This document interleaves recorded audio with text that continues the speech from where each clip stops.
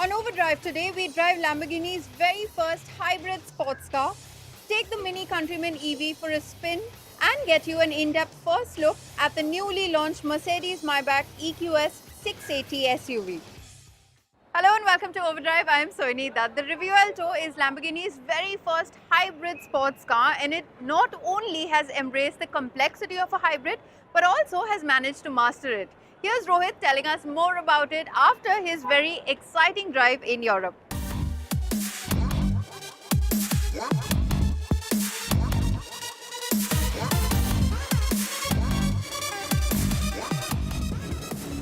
It not only lives on, it's a new generation of it. Listen to that. Just listen to that. You know, I was worried with the green nannies controlling everything that's coming out of those pipes these days. You know, I thought it's going to go missing. But I'm happy to report, even in 2024, this car sounds brilliant. You know, Lamborghini is doing a favor to the onlookers. They haven't bothered putting a cover on top of that engine, so the onlookers can ogle at the magnificence of that V12. And then on the move, the onlookers can not only hear the amazing exhaust note, they can also hear all the mechanical symphony. In fact, the car actually sounds much louder on the outside than on the inside. I don't know what do you think about that, but essentially, it's just spreading happiness wherever it's going. That's the way I look at it. Honestly, it will not even wake up the neighborhood all the time, because more often than not, the Revuelto starts off in a pure EV mode. No, don't rewind. I did say pure EV mode because you see, there is actually a battery. And then once you're out of the town, or if you want to wake your neighbors and the neighborhood anyway,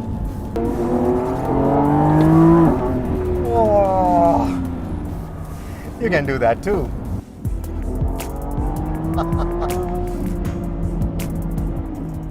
You don't need a wind tunnel to know that this car is a typical Lamborghini. The slippery shape right from the head to the toe is evident the moment you look at the car. Of course, it's not as radical, it's not as menacing to look at like some of the previous Lamborghinis, but all those design details borrowed from the design language established by the Terzo Millennio, it stands out so nicely, especially these lights. It's got a very refined face to it, but at the same time, it reminds you it's still a Lamborghini. There's still a lot of power in that engine. Opening the scissor doors reveals a carbon fiber tub forming the passenger cell, an evolution of the Aventador, but 10% lighter and with improved torsional rigidity. The entire frontal structure, including the impact zones, are now fully carbon fiber too, replacing the aluminum elements. It contributes to a 20% weight reduction at the front and compensates for the two electric motors at the front wheels, while maintaining similar levels of crash safety protection. Inside, the cabin is a blend of familiar and new age tech elements and looks fantastic. It's got all the familiar elements: a fighter jet style cover for the starter button, floating vertical instrument panel that looks like it came from a Ducati Desert X, and a roundish steering wheel. Yes, even in 2024.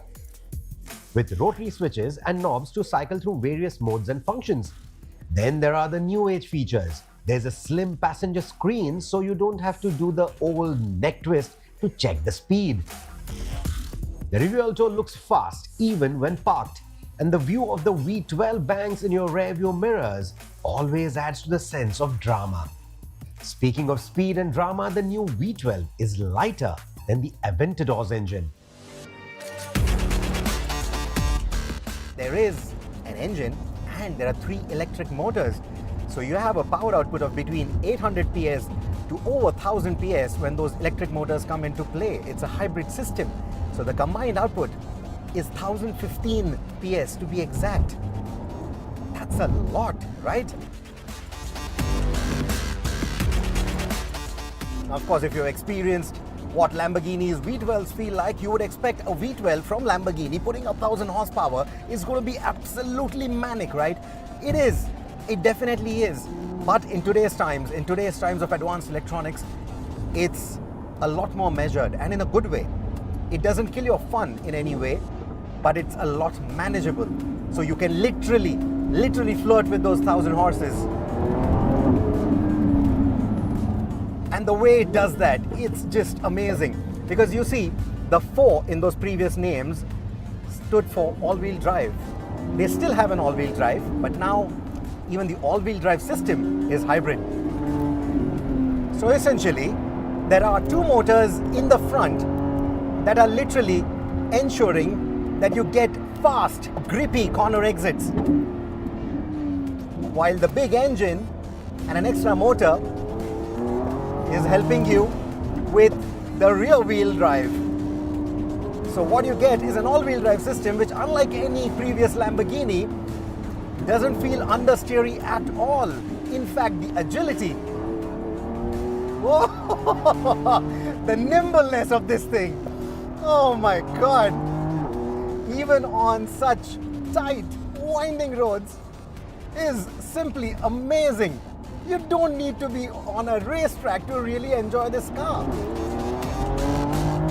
The other favor that Lamborghini has done to the onlookers, this time maybe for people following the Revuelto in their car, is they've placed the exhaust much higher.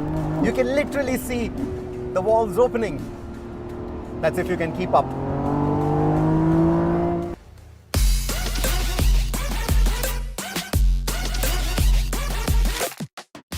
The new 8-speed dual-clutch transmission gets the engine and rear electric motor to sing in perfect harmony. The Aventador's ISR transmission was dramatic, literally jolting your brain with every shift. The Revuelto's gear shifts, on the other hand, are smoother, almost luxury car-like. The steering is a marked improvement too, no longer requiring you to muscle it around like an Aventador. Though I must say, I kind of missed that wrestling match. The Huracan Technica and the STO might still have the upper hand in the steering wheel, in my opinion. In conclusion, it just feels like a refined Diablo. Diablo in Spanish translates to the devil, the beast, which it still is. So glad the V12 lives on to make another generation happy, to make another generation of dreamers. This is what dream cars are made of. Well, it's time to head into our first commercial break here on the show, but don't go anywhere because on the other side we tell you all about the new Countryman EV from Mini. Stay with us, you're watching Overdrive.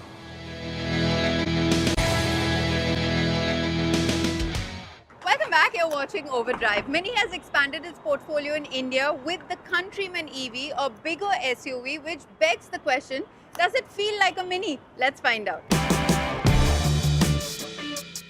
You know, 14 years back when we saw Mini Countryman, many of us actually wondered why. Mini should be Mini, it should be a small car, but after 14 years, when we see this Countryman, which is bigger, bolder, taller, has added some muscles, it seems, plus an electric motor, most of us are saying, why not? When the whole world, the whole automotive universe is gravitating towards the SUV shape, why should Mini customers, Mini fans suffer? So here it is, Mini Countryman Electric for the Indian market. So let's start with the front look of this Mini Countryman, and obviously you can see the front grille, which gives you an idea. This is an electric shape of headlamps have changed. This is more angular, more squarish, I would say. Now let's focus on the interior of this Mini Countryman, and one element which you might see missing on this dash is the instrumentation panel. There's nothing over here.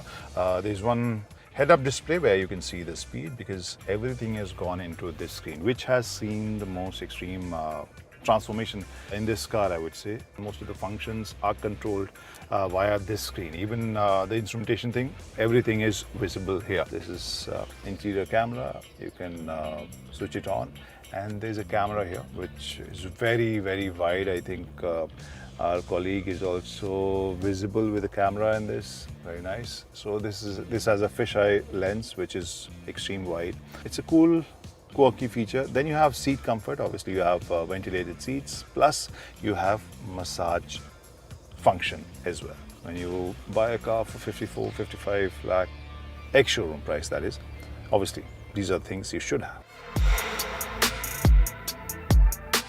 Now that part of the story which makes a couple of manufacturers a bit nervous. This is what I'm told, because I'm not average Indian height, and that's the reason I have to remind in all the stories, all the reviews, that I'm almost 6'3", and this is how the second row of Mini Countryman looks. So knee room wise, I think average Indian height would just fit in. It would be adequate, not very comfortable.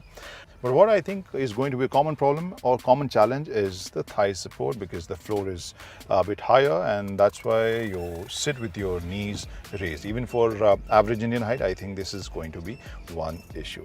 And even the headroom is just adequate for my height. So I think for two average Indian height passengers, this is spacious, comfortable, and very cushy space, other than the thigh support bit. Now let's talk about the features you get. You have AC vents here with blower control, and then you have a 2C type charging point, and you can keep your phones here, but the plastic surface is not very soft, so I'm not sure if you would like to put your phones here or not. Now this seat is pretty interesting, the way this car, the whole car is, because this has a 40-20-40 split. You can recline all three seats or fold all three seats depending on the usage or requirement. You have these straps which you can pull to fold or open the seats, and you can use this strap to recline your seat as well. Yeah, so that way it's comfortable, but as I said, for very tall passengers, this still feels like a subcompact SUV kind of space. So after leg space, let's talk about the luggage space. And I'm not sure if I told you, this also gets a power tailgate. So now, there you go. And good enough space for 4 passengers for a weekend trip. So you don't have to worry about the luggage space in this Countryman. The Mini Countryman Electric for the Indian market comes with a single motor and front-wheel drive unit with an output of 204 PS. This claims a 0 to 100 figure of 8.6 seconds. The battery size is 66.45 kWh, and the claimed combined range is more than 460 kilometers. The Countryman Electric can take around 6 hours 15 minutes to charge 100% using 11 kW AC charger, while 130 kW DC charger will take approximately 29 minutes to charge the battery from 10 to 80%, and with 8 minutes of charging, you can get a range of 100 kilometers. These figures are more reassuring than the previous Minis electrics we have tested. With these figures, does the Countryman Electric feel more electric? Not exactly. The power delivery is pretty gradual and linear. The initial acceleration promises an exciting drive, but it doesn't transcend into the mind-blowing driving mode. The sound effects during various driving modes, especially the go-kart mode, keep it engaging and playful. However, the handling and control on the roads felt very precise. It was one of those days when it got major rainfall. The Countryman didn't feel nervous at all. The steering gives a solid, chunky feel, and it feels precise while driving too. The suspension, maybe on the rigid end of the spectrum, felt in control and provided a stable, confident ride quality. The brakes were precise, and even with limited visibility, the car managed to deliver a spirited and confident drive. This is not the best Mini experience there is, but it comes across as a great package for daily driving. The car is peppy, its performance is engaging, the range is practical, and it takes on bad roads and abrupt speed breakers pretty easily. Other than the second row space, I can't find any reason why this shouldn't be a good option for any Mini lover who wants to buy an electric, not interested in the Korean options, who also wants a practical car for day-to-day usage, maybe with their young kids. Overall, a package which is cool and practical as well. So this is how I like this car, or this is what I thought about this car.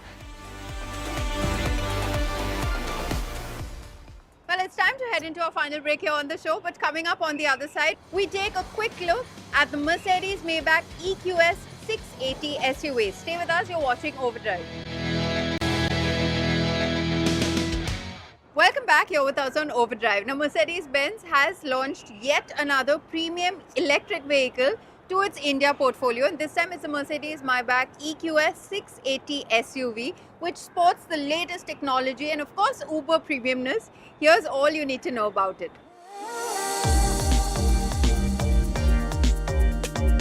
So what happens when you mix two things that the Mercedes-Benz brand has been traditionally very good at, luxury and technology? You get something like this Mercedes Maybach EQS SUV. It happens to be the first Maybach EV that also debuts the EQS SUV in India. Now with this being Maybach, it's only fair that we start with the rear seat, and here as you can see it's that usual Maybach experience, something like what you've seen with the Mercedes Maybach GLS. And it really does make you feel so special. Now that starts with this automatic closing door, something that GLS does not have, the S-Class has it. Now meanwhile, when you aren't catching up on some sleep in that fully reclined sort of business class seating mode, there is really a lot of equipment here. I think they've gone a step further than even the GLS Maybach.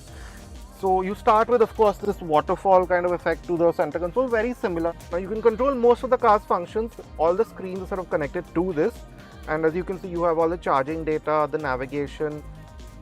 Now this particular version has a storage unit here, but you can option a refrigerator here, and then of course there is these tray tables for that full sort of experience. And yeah, you can, it's sort of like something you find on an aeroplane, but yeah, again it sort of does the job pretty decently. This is one of the first few cars in the world that actually gives you a frontal airbag in the rear seat. The Mercedes Maybach EQS merges the smooth functional design that has become a theme with Mercedes EVs with the quite flamboyant look that goes with its Maybach models. So the front has those wide flowing full width lights, but the blanked out grille with the pinstripes, the Maybach monograms on the bumpers and the heavy chrome will leave bystanders in no doubt about what you're arriving in, right down to the star on the bonnet. You have the usual two-tone Maybach look with the chrome surrounds around the glass area, the D-pillar and a fixed footboard with more Maybach badging.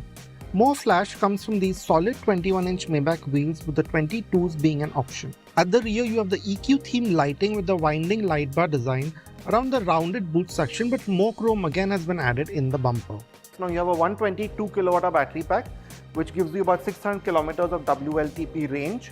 And the power outputs, again it's got a dual motor setup, also all-wheel drive. It gives you about 658 PS and 950 Newton meters, which should get you from 0 to 100 in about 4.4 seconds and onto a 210 kmph top speed. Now again you have air suspension and 10 degrees of rear wheel steering. Now this is one thing that is different over the sedan, of course, is the ground clearance. You get 185 mm. And this solves one of the big issues that we had faced with the sedan earlier. Here's a look at the features and safety equipment that the EQS Maybach offers. Now all the luxury and sophistication isn't just reserved for the back seat of the Maybach EQS. To start with, in the front, just pressing the brake pedal shuts the automatic doors, and you can actually control all the doors right from the screen here, which is quite useful. Just like how you could control the seats from here. But aside from that, the design itself, it's that really modern Mercedes look with the smooth flowing, very organic shapes to it. But again, I must say it's the details that you notice. For example, this smooth seamless vent with the rose gold finishing, which is a sort of Mercedes EV sort of theme. These turbine style vents, they all feel really high quality. Same with this wood that I just spoke of at the back seat, all of that is here. And then of course you can't miss this massive 55-inch glass panel, which then holds the 3 screens for what Mercedes calls the hyperscreens. You have that similar zero layer theme, so even though there is a lot going on here, you do get used to it. But having said that, again, there's no physical buttons here to speak of. Everything is through these capacitive panels or through the touchscreen. So yeah, that's something you will have to get used to over time. And yeah, in case I forget, again, you get heated, ventilated, massaging functions for both the front seats as well. Now, aside from all the physical differences, there's also some difference in the graphics in the screen. So you get this rose gold and blue theme for the graphics on the instrumentation and even on the home screen here, which again is meant to sort of complement the cabin. And you also get something called a Maybach driving mode. Now this goes a step above comfort mode. Think of it as a comfort plus mode. And the main aim with that is to just make sure that body movements in the upper half of the car are more stable than what it might be in a regular Mercedes SUV. The Mercedes Maybach SUV launches in India on September 5th and is expected to start from rupees 2.5 crore ex-showroom. With that, it's a wrap on this week's edition of Overdrive. But remember, you can stay in touch with the team through our various social media platforms, and you can write to us on YouTube as well. We'll see you next week. Until then, goodbye. Many thanks for watching. Drive and ride safe.